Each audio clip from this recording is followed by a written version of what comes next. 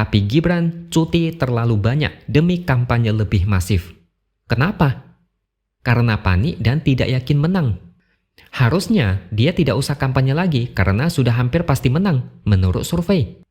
Mungkin tidak lama lagi, kalau hasil survei real masih belum memuaskan, takutnya Gibran bakalan cuti full seminggu 5 kali. Memang enak banget jadi anak seorang pemimpin yang berkuasa. Hidupnya enak, mulus, mau jadi apa bakal diberikan karpet merah dan konstitusi bisa diakali.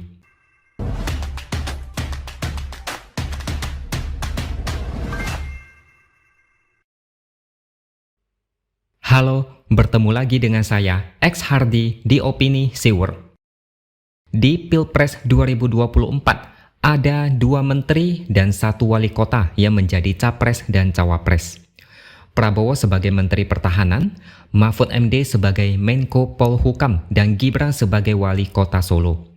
Anies dan Ganjar sudah menjadi mantan gubernur, dan Caimin cuma ketua umum partai. Presiden Jokowi tidak melarang menteri atau pejabat setingkat menteri atau wali kota yang mau ikut Pilpres, juga tidak ada larangan untuk mundur dari jabatannya.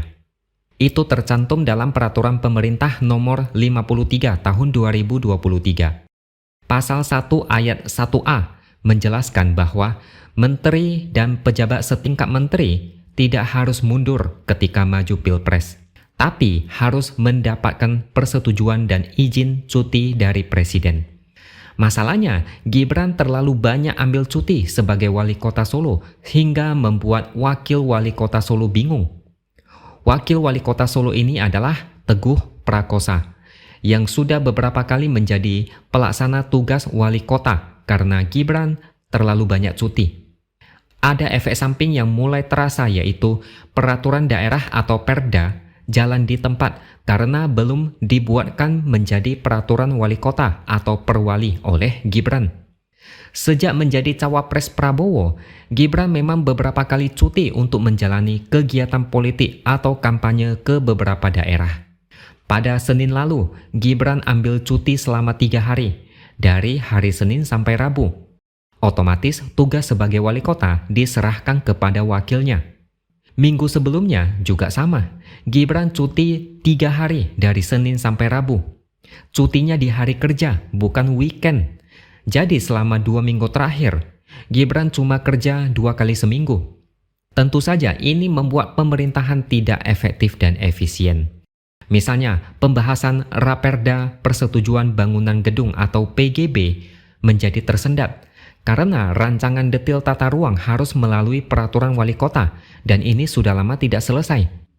Selain itu, masyarakat banyak yang mengeluh soal lamanya pengajuan izin tersebut. Ada yang sudah mengajukan selama 6-8 bulan tapi tidak selesai. Cuti memang diperbolehkan, tapi kalau terlalu banyak cuti, ini sudah keterlaluan. Di pasal 34A ayat 1D disebutkan tentang cuti sesuai kebutuhan. Dan di pasal 36 ayat 1 diatur cuti 1 hari dalam seminggu. Jadi kalau melihat Gibran yang cuti sampai 3 hari, ini luar biasa sekali. Coba bandingkan dengan Mahfud MD yang hanya cuti di hari Jumat untuk kampanye selama 3 hari sampai hari Minggu. Cuti hanya sehari dalam seminggu, sisanya aktif ngantor seperti biasa. Makanya ada desakan agar Gibran lebih baik mengundurkan diri supaya pemerintahan kota Solo bisa berjalan lebih efektif dan efisien. Demi memaksimalkan pelayanan kepada masyarakat, Gibran diharapkan tidak mengorbankan jam kerja demi kampanye politik, supaya pemerintah kota Solo betul-betul bisa konsentrasi melayani masyarakat. Tapi masalahnya, apa iya Gibran mau mengundurkan diri? Rugi dong. Ini ada hitungan untung rugi politiknya. Kalau dia kalah, setidaknya dia tidak menjadi pengangguran full time. Masih ada pegangan sebagai wali kota Solo.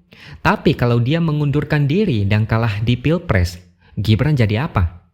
Pengangguran kan? Tapi seharusnya Gibran pede mengundurkan diri karena sudah hampir pasti menang Pilpres 1 putaran saja. Ada banyak hasil survei yang menjagokan Prabowo Gibran. Angkanya 40-an hingga 50%. 1 putaran sudah 1 inci di depan mata. Harusnya mundur aja. Toh, sebentar lagi juga bakal jadi wakil presiden. Ketika dia ditanya soal desakan agar dia mundur sebagai wali kota Solo, Gibran tidak banyak komentar. Berkali-kali dimintai komentar, dia tidak merespon. Tapi dia sempat membalas pesan singkat WhatsApp dari salah satu media. Dia cuma balas dengan kata hehe. Udah, gitu aja. Minggu-minggu pertama Gibran menjabat sebagai wali kota Solo, mungkin banyak yang salut dan memuji dia yang kerjanya cepat dan efisien. Tapi sekarang dia sudah dibutakan oleh ambisi yang terlalu besar. Demi menjadi wakil presiden, dia tidak peduli etika. Dia tidak mau tahu soal pamannya yang melanggar etik berat. Dia tidak peduli meski disebut anak haram konstitusi atau bayi nepotisme. Semua dia lalui dengan muka tebal demi menduduki kursi wakil presiden. Kerjaan di Solo seolah jadi terbengkalai, atau setidaknya menjadi lebih lambat karena cuti yang di luar batas. Tapi dia anak presiden, siapa yang berani menegur? Siapa yang berani marah, apalagi sampai gebrak meja di depannya? Prabowo aja belum tentu berani. Mentang-mentang anak presiden yang masih berkuasa, dia seolah tidak takut kalau harus melanggar aturan dan prosedur. Ibarat ada kereta mau lewat, palang rintangan sudah diturunkan. Tapi karena Gibran mau lewat, palangnya dinaikkan. Kereta wajib berhenti dan membiarkan Gibran lewat duluan. Lihat saja Mahfud, tidak cuti berlebihan dan mengikuti aturan main. Gibran sejak awal sudah menabrak sana-sini. Mungkin dia belajar dari pamannya yang merusak konstitusi. Kalau pamannya bisa, kenapa dia tidak bisa? Toh, masih ada bapaknya yang bakal mendukung dari belakang. Pemerintahan Solo mau berjalan lebih lambat, Gibran juga tidak peduli. Disuruh mundur aja, dia senyum-senyum, pura-pura lugu. Apakah anak muda seperti ini mau dipercayakan sebagai wakil presiden? Saya sih ragu. Orang seperti ini, kalau ada ambisi yang lebih besar, pekerjaan yang sekarang tidak fokus lagi. Ambisinya lebih penting dari pekerjaannya sebagai wali kota. Saya merasa heran, kata buzzer sebelah, paslon 02 hampir pasti menang. Pemilu hampir pasti satu putaran saja. Paslon 03 makin nyungsep dan makin ditinggalkan. Tapi Gibran cuti terlalu banyak demi kampanye lebih masif. Kenapa? Karena panik dan tidak yakin menang. Harusnya dia tidak usah kampanye lagi karena sudah hampir pasti menang menurut survei. Mungkin tidak lama lagi, kalau hasil survei real masih belum memuaskan, takutnya Gibran bakalan cuti full seminggu 5 kali. Memang enak banget jadi anak seorang pemimpin yang berkuasa. Hidupnya enak, mulus, mau jadi apa bakal diberikan karpet merah dan konstitusi bisa diakali. Melanggar aturan tidak ada yang berani tegur.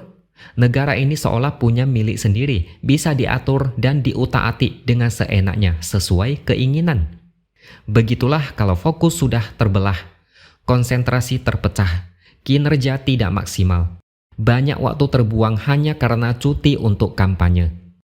Oke, sekian dulu opini dari saya. Subscribe channel ini supaya makin berkembang dan jangan lupa tuliskan komentar Anda. Terima kasih sudah menonton dan sampai jumpa lagi di lain kesempatan.